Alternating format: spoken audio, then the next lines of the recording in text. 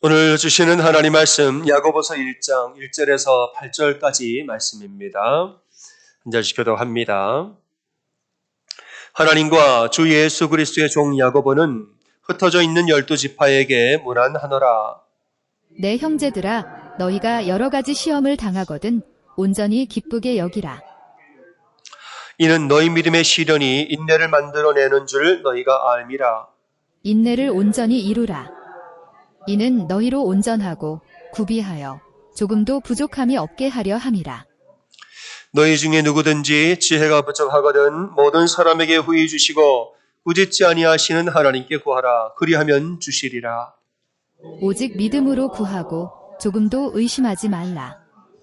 의심하는 자는 마치 바람에 밀려 요동하는 바다 물결 같으니 이런 사람은 무엇이든지 주께 얻기를 생각하지 말라.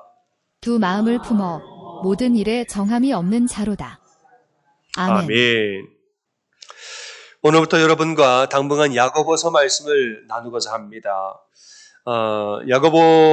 야고보서는 예수님의 형제인 야고보가 기록한 성서입니다. 예수님의 형제, 물론 야고보가 12사도 중에 야고보도 있습니다만은 그 야고보는 일찌감치 순교를 합니다. 그러나 예수님의 형제 야고보는 오랫동안 남아서 훌륭한 지도자 역할을 감당하게 됐죠. 예수님의 형제 야고보는 어떤 사람인가? 갈라디아서 2장 9절에 보면은 바울이 예루살렘의 지도자 3명을 언급하는데 야고보와 베드로와 요한은 교회의 기둥 같은 사람들이다 이렇게 말합니다. 야고보와 베드로와 요한은 예루살렘의 기둥 같은 지도자라. 여러분, 베드로와 요한은 예수님의 아주 사랑받는 훌륭한 제자였습니다. 근데 예수님의 형제 야고보를 그들의 이름 앞에다 두었다는 거예요. 야고보와 베드로와 요한은 교회의 기둥이라. 그는 이 야고보의 이 지도력에 대해서 이제 그의 이 위치에 대해서 지금 이야기를 하고 있는 거죠. 또 사도행전 15장 13절을 보면은 예루살렘에서 최초의 공의회를 합니다. 이방인 전도와 선교를 어떻게 할 것인가? 그런 이슈는 이제 예루살렘 공의회를 하는데 여러 가지 의견이 갑론을박이 있으나 야고보가 일어나서 발언을 하니 야고보가 일어나 이야기를 하니 그것으로 결론이 다 지어집니다. 그러니 예수님 형제 야고보는 초대교회에서 매우 중요한 지도자였던 것으로 당연히 성경에서는 보여지고 있죠. 또 좀 더 알아보자면 헤게시푸스의 회고록이라는 책에 보면은 야고보를 좀 더 설명합니다. 그 사람은 이 그리스도인이나 유대인이나 모든 사람을 막론하고 예루살렘에 있는 대부분의 모든 사람에게 의인으로 존경받는 자였다. 이렇게 말을 하죠. 그러니까 다른 사람들은 성전에 들어가기를 주저하나 야고보는 유대인에게나 그리스도인에게나 다 존중받음으로 성전에 자주 들어가 기도를 하는데 기도를 얼마나 많이 했는지 무릎을 꿇고 얼마나 기도를 많이 했는지 그의 무릎이 낙타 무릎처럼 그냥 단단하게 구둥살이 베어 있었더라. 그래서 우리 야고보를 낙타 무릎이라고 우리가 이렇게 말을 하죠. 기도를 굉장히 많이 했던 사람이죠. 예루살렘에서 이제 예수를 믿는 공동체가 점점점 커지고 이제 부흥을 하니까 유대인들이 좀 불안했습니다. 바리새인들과 율법학자들과 제사장 그룹과 지도자들이 불안해진 거예요. 그러니까 야고보를 찾아가서 한번 부탁을 했다는 거예요. 사람들이 예수를 메시아로 잘못 믿고들 저러는 거 아닙니까? 당신은 예수님의 동생인데 인간 예수를 잘 알 텐데 예수 메시아를 잘못 알고 저러고 있으니 이번에 6월절 때 사람이 많이 오면 좀 예수에 대해서 제대로 좀 이야기해 주세요 부탁을 했다는 거예요. 그러니까 야고보가 이제 본인들의 편을 들어줄 줄은 착각을 한 거죠. 그 말을 듣고 예루살렘 시즌이 와서 야고보가 성전 꼭대기에 올라갔습니다. 그때 이제 소개를 합니다. 유대인들이. 자, 의인 야고보여. 예수에 대하여서 이제 모든 사람에게 제대로 된 가르침을 주십시오. 소개를 했어요. 야고보가 말하기를 그분은 하늘 위 전능하신 분의 오른편에 앉아 계시고 장차 하늘에서 구름을 타고 오실 것입니다. 예수를 메시아라고 말한 거예요. 그 말을 듣고서는 사람들이 아멘 하고 더 예수를 믿게 되니까 유대인들이 지붕 위에 올라가서 야고보를 땅바닥에 던졌다는 거예요. 죽이려고 땅바닥에서 던져버려서 이제 죽이려고 던진 거죠. 그리고 내려갔더니 야고보 안 죽어 살아있어요. 그들은 돌로 쳐서 야고보를 죽였다는 거예요. 야고보는 그렇게 순교를 합니다. 그러니까 이런 면을 볼 때에 야고보는 어떠한 사람인가? 야고보는 믿음과 행함의 이 두 가지의 균형을 다 가졌던 사람이에요.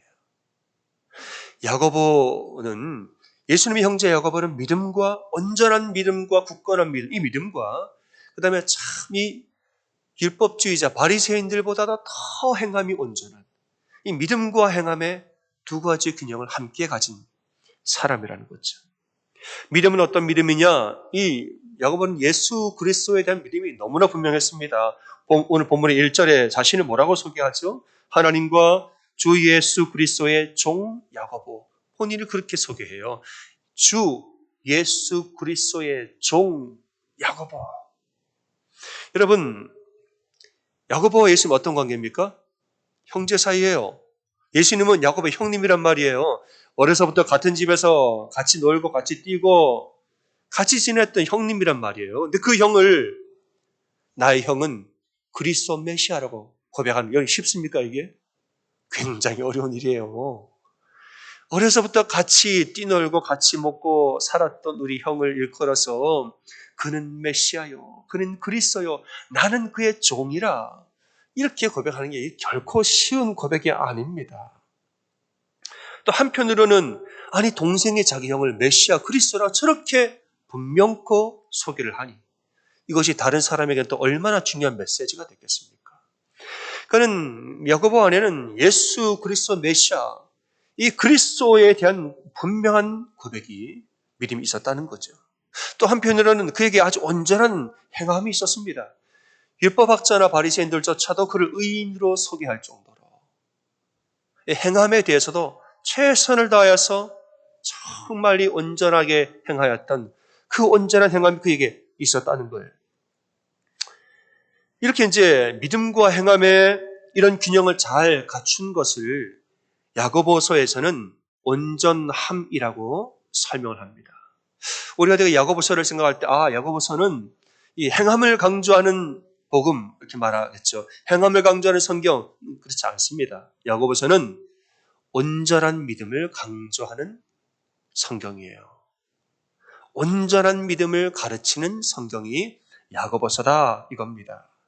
4절에 보서는 이렇게 말하죠. 너희로 온전하고 구비하여 조금도 부족함이 없게 하려 함이라. 온전함이란 말을 반복해서 합니다. 25절에 보면 온전한 율법을 들여다보는 자는 2장 22절에서 믿음의 행함과 함께 일하고 행함으로 믿음이 온전하게 되느니라. 3장 2절에서 말에 실수가 없는 자라면 곧 온전한 사람이라. 야고보서는 자꾸 온전함에 대해서 자꾸 반복해서 이야기하는 거예요. 이 야고보서의 중요한 주제는 뭐냐? 저를 따라 고백하겠습니다. 온전한 믿음. 시작. 온전한 믿음. 야고보서는 우리에게 온전한 믿음이 무엇이냐? 그리고 온전한 믿음에 다다르기 위해서 우리는 어떻게 해야 하는가? 이거를 가르치고 말씀하는 게 야고보서입니다. 그럼 우리는 이제 어떻게 해야 하는가? 여러 가지를 이야기하는데 먼저 오늘 1장 전반부에서는 먼저 시험과 시련을 인내로 견디라. 이걸 먼저 말합니다. 2절과 3절이죠. 내 형제들아 너희가 여러 가지 시험을 당하거든 온전히 기쁘게 여기라. 이는 너희 믿음의 시련이 인내를 만들어내는 줄 너희가 알미라. 그러니까 우리가 시련을 통하여서 시험과 환난과 고난을 통하여서 우리의 믿음이 다져지고 단단해져서 그렇게 돼서 우리가 온전한 믿음을 갖게 된다는 거예요. 그러니까 시련이 올 때 도망가지 말고 인내로 견디라는 거예요. 이 우리의 믿음이 온전해지는 첫 단계가 뭐냐? 시련을 견디라는 거예요. 고난과 하기 싫은 도망가고 싶은 이런 견디라는 거예요. 그 과정에서 우리의 믿음이 단단하게 되어진다는 거죠. 제가 예전에 교회에서 사택을 한번 건축한 적이 있습니다. 이제 오래된 옛날의 사택은 지하실이 이제 있었습니다. 근데 지하실이 늘 문제죠. 이제 여러 가지 문제가 너무 많아서 결국은 이제 그 옛날 사택을 허물고 새 사택을 이제 건축을 했어요. 이제 새 집을 지어야 되는 어디에 지을까? 제 마음엔 당연히 뭐 옛날에 있던 집 허물었으니 그 자리에 지으면 되지 했는데 건축업자가 오더니 저기다 못 짓는다는 거예요. 왜냐? 지하실로 쓰던 그 구멍이 지하실에 공간이 있었기 때문에 우리 지하실 없었거든요. 새 집은. 그러니까 저기다 못 짓는다는 거예요.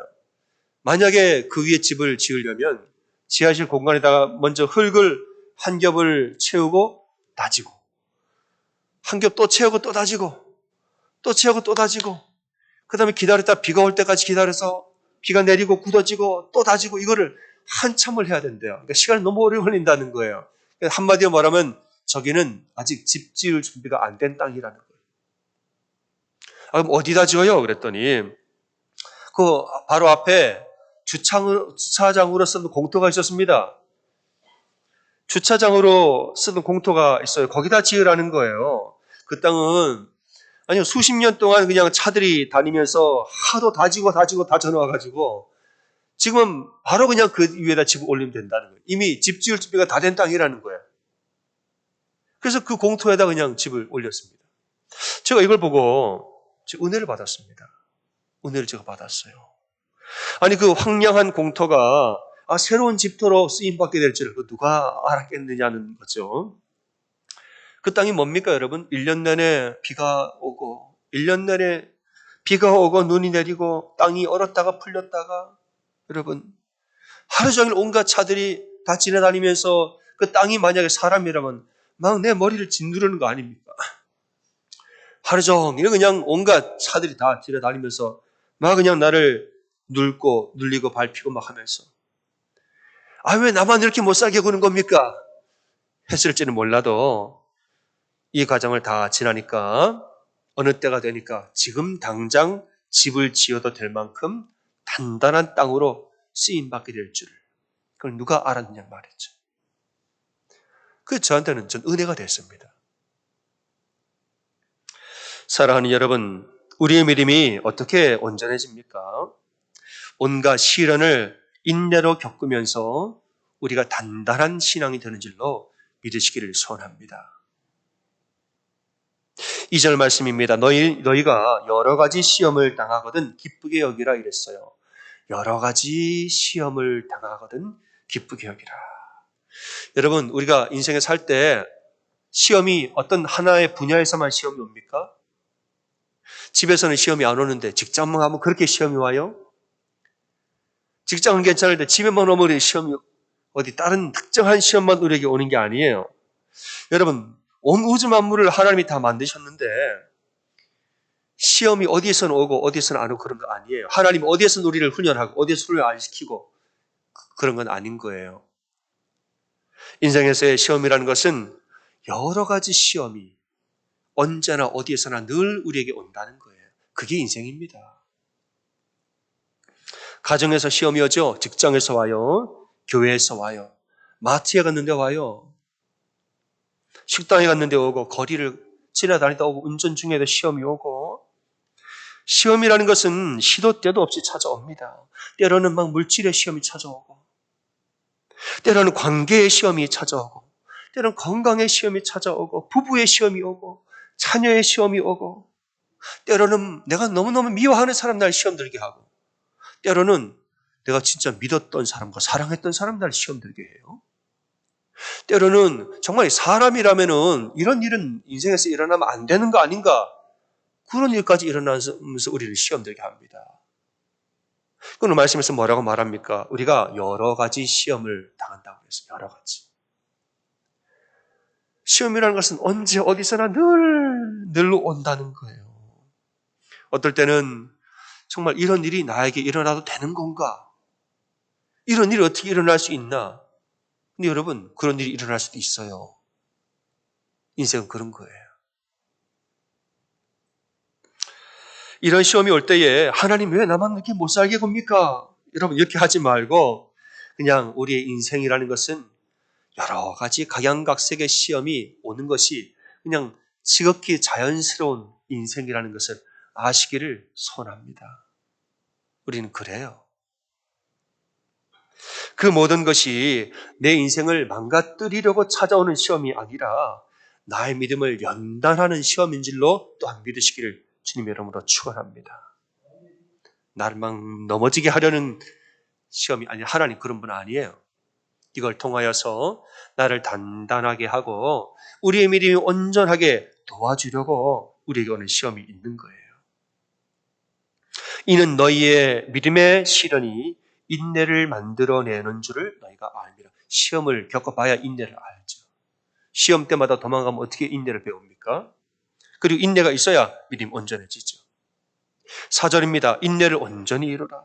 이는 너희로 온전하고 구비하여 조금도 부족함이 없게 하려 함이라. 여러분, 시련을 인내하면서 우리가 온전하게 자란다는 말이죠. 요셉이 어렸을 때 아버지에게 사랑 많이 받았습니다. 요셉이 내가 사랑하는 아내의 첫째 아들로 사랑 많이 받았어요. 아마 어려서부터도 요셉이 남다른 구석이 아마 있었을 겁니다. 그렇게 사랑한 거죠. 또 요셉에게는 큰 꿈도 있었습니다. 가만히 보니까 형들의 곡식단이 나한테 절을 하더이다. 해와 달과 11별이 막 나한테 절을 하더이다. 여러분 어마어마한 꿈 아니에요. 이런 꿈을 꾸면은 그 어깨가 으쓱해지고 자신의 미래에 대해서 아주 긍정적이고 낙관적으로 될 것 아닙니까? 참 요셉이 똘똘하고 꿈도 크고 그랬습니다. 근데 문제는 뭐냐? 아직 철이 없었어요. 똑똑하고 포부도 있는데 뭐가 없느냐? 아직 어려서 철이 없어요. 철이 없으니까 뭐 이런 말을 아무 데나 막 하고 다니는 거예요. 아빠, 엄마, 해와 달이 나한테 절하던데요. 형님들한테, 형님들 나한테 절을 하던데요. 아마 그런 얘기를 막 술술 하고 다니는 거예요. 그러니까 막 이 시기와 비방을 사서 받는 거예요. 앞뒤를 분간을 못합니다. 그러다가 오늘날 형들에게 배신을 당해서 노예로 팔려가는데 여러분 그 마음이 얼마나 억울했을까요? 그러니까 말하자면 형제들 사이에서는 절대로 일어나서는 안 되는 일. 어떻게 이런 일이 나에게 일어날 수 있나. 그런 일이 요셉에게 일어났죠. 하지만 감사한 것은 요셉이 이 시련의 과정을 통하여서 먼저는 인내를 배우고 하나님 떠나지 않았어요. 하나님 왜 이러세요? 난 앞으로 교회 안 갑니다. 그러지 아니하고 어떻게든 하나님 앞에 계속 나아가고. 그냥 보디발 장군의 아내가 날 유혹하여도 하나님이 지금 나와 함께 계신데 어찌 내가 죄를 지으려. 하나님 앞에 계속 나아가고 붙어 있으려고 믿음 잃지 않으려고 굉장히 노력한 거 아닙니까? 이 과정을 통하여서 인내를 배우고 그다음 지혜를 배우고 그 겸손을 배우고 아주 이 밑바닥부터 아주 차근차근 다져지니까 나중에 바로를 만났을 때 이 사람 오늘 당장 그 손가락에 반지를 끼우라. 오늘 당장 총리로 삼아도 부족함이 없는 사람으로 그렇게 쓰임받은 거 아닙니까? 사랑하는 여러분, 시련을 당할 때 너무 낙담하지 마세요. 우리가 막 못할 것 같잖아요. 이제 그런 사람들을 많이 봤어요. 어려움이 오면 나는 하나님 안 믿을 거야, 앞으로. 난 예배 안 가. 왜 그러냐는 거죠. 여러분, 우리가 막 못할 것 같잖아요. 내가 감당치 못할 것 같아도 주님이 우리와 함께 하시니 능히 감당하는 줄로 믿으시기를 소원합니다. 우리 못할 것 같잖아요. 염려하지 마세요. 다 합니다. 다 해요. 내 지금 마음이 막 그냥 나는 절대 못할 거. 그건 지금 내 마음이 그런 것이고 믿음을 한번 가보세요. 할 수 있습니다. 할 수 있어요. 할 수 있는 거예요. 5절입니다. 너희 중에 누구든지 지혜가 부족하거든 모든 사람에게 후히 주시고 꾸짖지 아니하시는 하나님께 구하라. 그리하면 주시리라. 내 지혜로는 막 못할 것 같아. 그건 내 지혜가 부족해서 그래요. 그러나 후히 주시고 너 왜 그랬느냐 꾸짖지 아니하시는 하나님께 구하라. 그리하면 넉넉히 주시리라. 나는 지금 뭐 어떻게 해야 될지 모르지요. 기도해 보세요. 하나님이 지혜를 다 주십니다. 지금 이렇게 해라. 저렇게 하라. 염려하지 말고 지금 너의 눈이 가려져서 불안하겠지만은 내가 이 손을 치워주마. 밝히 보여주리라. 염려하지 말고 나아가라. 기도하는 건데 주님 지혜를 주시는 겁니다. 그러니까 내 지혜는 부족하여도 하나님의 지혜가 한이 없으므로 하나님의 지혜로 우리는 능히 감당하게 되는 것입니다. 이 과정에서 우리에게는 뭐가 필요하니? 믿음이 필요한 거예요. 6절에서 말씀합니다. 오직 믿음으로 구하고 조금도 의심하지 말라 이랬어요. 지혜 주신 하나님에 대하여서 조금도 의심하지 말고 오직 믿음으로 구하라 그랬어요. 하나님 함께 하심으로 힘 주시고 능력 주신 하나님 조금도 의심하지 말고 믿음으로 구하라. 믿음대로 되는 것입니다. 의심하는 자는 바람에 밀려 요동하는 바닷물결 같으니 그랬어요. 의심하는 자는 바람에 밀려 요동하는 바닷물결 같으니 이런 사람은 무엇이든지 죽기에 얻을 생각을 하지 말라고 그랬어요. 의심하는 사람은 아침에는 좋았다가 저녁에는 싫고 기도할 때는 될 것 같은데 집에만 가면 또 못할 것 같고 바람에 밀려 요동치는 물결처럼 여기 왔다 저기 갔다 하다가 아무것도 못하는 겁니다. 그럼 우리가 언제 어디에 집에서나 가정에서나 운전 중이나 걸어가든지 간에 예수가 지금도 나와 함께 계신 오늘 찬송한 것처럼 찬송의 가사를 보세요. 얼마나 은혜가 되는지. 주님 여기 여기가 어딥니까? 지금 맨날 하는 얘기가 있잖아요. 주님 여기 계시기 여기가 어딥니까? 여기가 역. 김대기 역. 재미없죠? 여기 계시기. 여러분 누구 역? 주님 이 역에 여기에. 취소하겠습니다. 재미없는 것 같아요. 주님이 여기 계시기에 여기 계시잖아요. 주님이. 여기 계시다고요. 그러니까 그 물결치는 바다가 반석이 되고 내가 그 반석이 여기 계시게 내 반석 위를 걸어가리라. 이 믿음 아닙니까? 믿음 아니에요? 오직 이런 믿음으로 구하고 너희는 조금도 의심하지 말라. 지금 안 계신 것 같아요. 의심이 되고 이런 사람은요 바람에 요동치는 물결 같아서 시간 지나면 남들은 뭘 해내고 있는 사이에 그 사람 아무것도 못 해내요. 믿음대로 되는 것입니다. 한번 옆에 분들에게 고백하겠습니다. 믿음대로 됩니다. 고백하겠습니다. 믿음대로 됩니다. 김창옥 교수의 강의에 나오는 이야기가 있습니다. 이분이 이제 허리 디스크 수술을 받고 재활을 위해서 이제는 헬스장에 가서 개인 트레이너와 운동을 했대요. 우리 PT라고 말하죠. PT를 받은 거예요. 운동을 하는데 바벨을 드는 시간이었어요. 바벨을 이렇게 드는데 트레이너가 회원님 12개 하세요 그러더래요. 회원님 12개 하세요? 하는데 10개 하고서는 도저히 못하겠더래요. 선생님 못하겠어요 그랬더니 트레이너가 말하기를 하세요. 그러더래요. 난 너무 힘든데 너무 매정하게 하세요 그러니까 나도 모르게 여기 탁 18하고 여기 탁 나왔대요. 그러니까 이제 그 말을 듣고 트레이너가 듣더니 하고 이제 앞에 가서 바벨을 드는 데를 손을 딱 받쳐주더래요. 자 이제 해보세요. 같이 하는 거죠. 자 이제 해보세요 하니까는 트레이너가 딱 잡아주고 같이 하니까 12개를 다 했다는 거예요. 했어요. 그 다음에 이제 트레이너가 말하는 겁니다. 회원님 조금 전에 사실 저는 들어드리지 않고 저는 그냥 받쳐만 줬어요. 사실 심리적인 안정을 위해서 저는 힘 안 쓰고 받쳐만 준 거예요. 헬스클럽에 와서 운동을 아무리 해도 변화가 없는 회원님들 많거든요. 왜 그런지 아세요? 힘들 때 그만둬서 그런 거예요. 더 이상 못하겠다 싶을 때까지 한 거, 난 더 이상 못해요 하고 그때까지 한 그 운동은 그냥 워밍업 하신 거라고 생각하세요. 그 뒤에 더 이상 못하겠다고 생각한 그까지의 운동은 워밍업이고 그 뒤에 몇 개를 더 하는 거, 그게 바로 회원님의 힘이 되는 거예요. 근데 사람들은 힘들면 그냥 안 해버려요. 그러니까 아무것도 못하는 거예요. 사람의 머리는 과거에 내가 10개 했으면 자기의 한계를 머리로 10개만 딱 정해요. 하지만 머리는 그래도 사람의 몸은 자기 생각보다 사실은 더 할 수 있어요. 그렇게 얘기를 하더래요. 근데 이분이 거기서 감명을 받은 거죠. 그분이 인사이트를 얻은 거예요. 그렇구나. 사람은 자기 한계를 모르는구나. 사실은 더 할 수 있는데 못한다고 생각을 하는 거구나. 왜냐? 과거에 거기서 넘어졌기 때문에 그러는 거구나. 사실은 우리가 한두 개 더 할 수 있고 그걸 더해야 우리가 성장하는 거구나. 배웠다는 거예요. 트레이너가 계속 말합니다. 물론 힘이 빠져서 혼자 하기 힘들죠.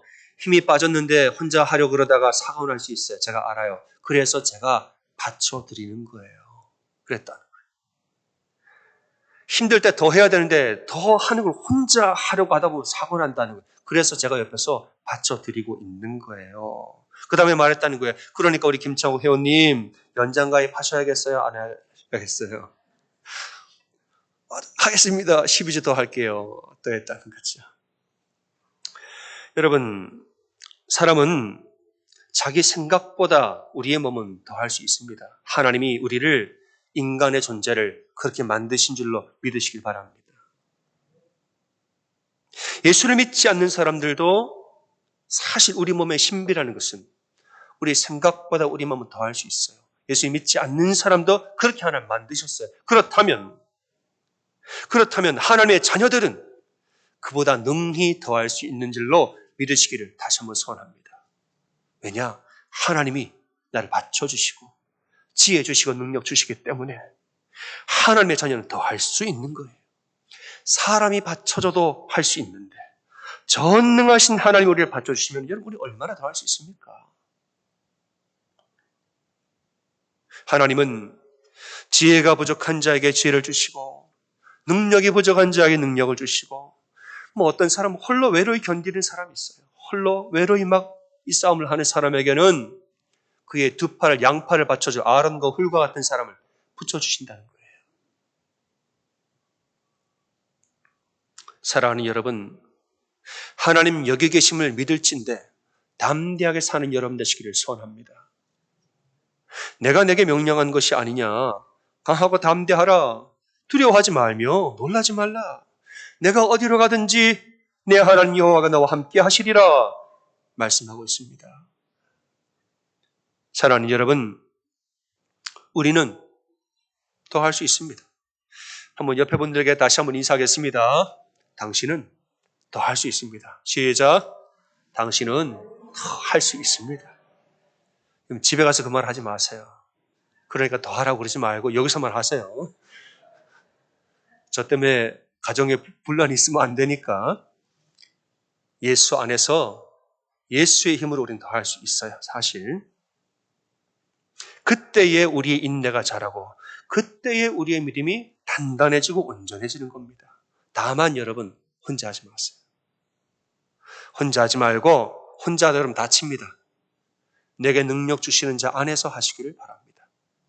나는 기도 안 해도 괜찮아. 나는 혼자 더 할 수 있고 내가 돈 벌면 되고 예배 안 드려도 괜찮고 여러분 혼자 하는 겁니다. 그러다가 넘어져요. 사고 나요. 혼자 하지 말고 내게 능력 주시는 하나님과 함께 하세요. 이 땅에 사는 모든 사람들은 예외 없이 여러 가지 시험을 다 당하고 삽니다. 여러 가지 시험을. 나는 나의 시험이 있고 그 사람은 그 사람의 시험이 있는 거예요. 여러분 나만 시험 받는 거 아니니까 남들과 비교하지 마십시오. 다 모든 사람이 여러 가지 각자의 종류의 시험을 다 지금 당하고 삽니다. 다 똑같이 시험 받고 살아요. 그럼 차이가 뭐냐? 차이는 뭐냐? 하나밖에 없어요. 우리 믿음에 있는 거예요. 유일한 차이는 뭐냐? 다 똑같은 시험이지만은 종류만 다를 뿐이지 이 시험의 총량은 똑같아요. 차이는 뭐냐? 그 믿음입니다. 살아계신 하나님을 우리가 조금도 의심치 아니하고 정말 믿음으로 사는 사람, 이런 사람은 믿음으로 되어질 것이고 그 의심하는 사람은 바람에 밀려 요동치는 물결처럼 매일매일 왔다 갔다 그렇게 세월을 보낼 것입니다. 여러분 믿음대로 됩니다. 이 말씀을 믿고 정말 믿음으로 우리 주님과 함께 성부와 성자와 성령과 동행함으로 믿음으로 승리하는 여러분 다 되시기를 주님의 이름으로 축원합니다. 아멘.